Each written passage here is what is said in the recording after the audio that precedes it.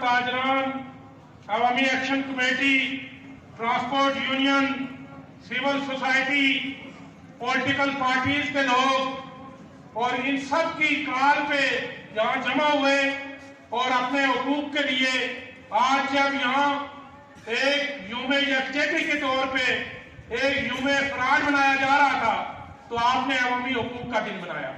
मैं आपको मुबारकबाद देता हूँ। और ये बात साबित हो गई है कि आज के दिन को कंफ्यूज किया जा रहा था, ये मैसेज दिया जा रहा था कि शायद ये जो हुकूक की बात करने वाले लोग हैं ये यूम यकजहती वाले दिन क्यों ये अपनी रैली कर रहे हैं और इनके मुतालबात इनके खिलाफ प्रोपेगेंडा करके तो इस हुकूक की तहरीक को मैसेज कर दिया जाए, कमजोर कर दिया जाए।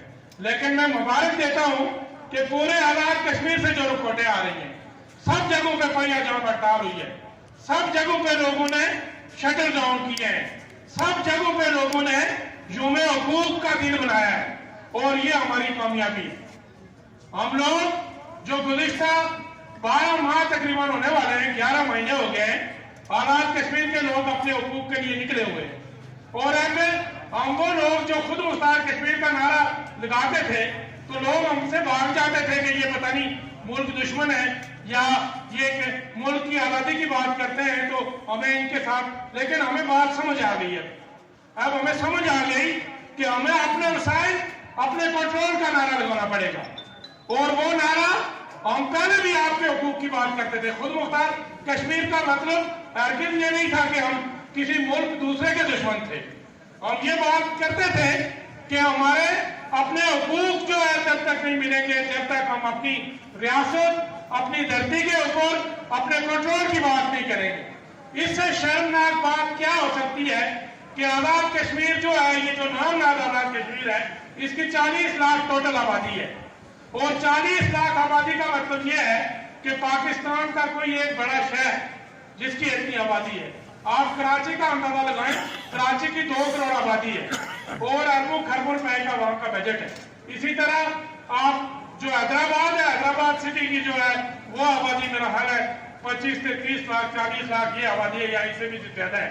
तो ये जो हमारा मुल्क है जिसको नाम आजाद कश्मीर कहा जाता है, इसकी 40 लाख आबादी है और इसके जो वसाइल हैं उनका आप खुद ही अंदाजा लगा लें कि एक जो बिजली है उससे कितनी बड़ी जो है आपकी आमदन हो रही है। 2500 मेगावाट बिजली जो है जो आप दूसरे मुल्क को दे रहे हैं। इसी तरह बाकी जो फॉरेन रेमिटेंस है जो कुछ है, तो ये सब हमारे साथ एक झूठ और फ्रॉड किया जाता है कि हमको या आपको कोई एक्स्ट्रा कोई ज्यादा सहूलतें दे रहे हैं। और सब्सिडी के नाम पे ये पूरी दुनिया में होता है कि जिस इलाके के लोगों से टैक्स वसूल किया जाता है, जो डोमेस्टिक लोग होते हैं, उनके जो रिसोर्सेज होते हैं, उनके अंदर उनको शेयर दिया जाता है। तो हम अगर आज ये बात कर रहे हैं तो हम किसी से कोई भीख नहीं मांग रहे हैं, हम सिर्फ अपना हक मांग रहे हैं। हम ये कहते हैं कि ये जो 40 लाख आबादी है इसके साथ जो मायदा किया गया था वो मायदा यही था कि भाई इनके जो मसाइल हैं वो हल किए जाएंगे, इनके ऊपर नाजायज टैक्सेस नहीं लगाए जाएंगे। आज भी आप तारीख उठा के देखें, 1925 के अंदर यहाँ महाराजा हरि सिंह हुक्मरान बना। तो मैं अभी भी कबीरुल्लाह शाह साहब से बात कर रहा था कि उस वक्त का हुक्मरान 1925 की मैं बात कर रहा हूँ, उसने इस इलाके के अंदर पूरे कश्मीर के अंदर जो कानून नाफज किए, आज भी हम वो कानून इस मुल्क के अंदर इस वक्त भी मौजूद नहीं है। यानी उस वक्त आप आबादी का अंदाजा लगाएं, आज 1 करोड़ आबादी है, कितनी आबादी होगी? 60-70 लाख 80 लाख आबादी हुई होगी।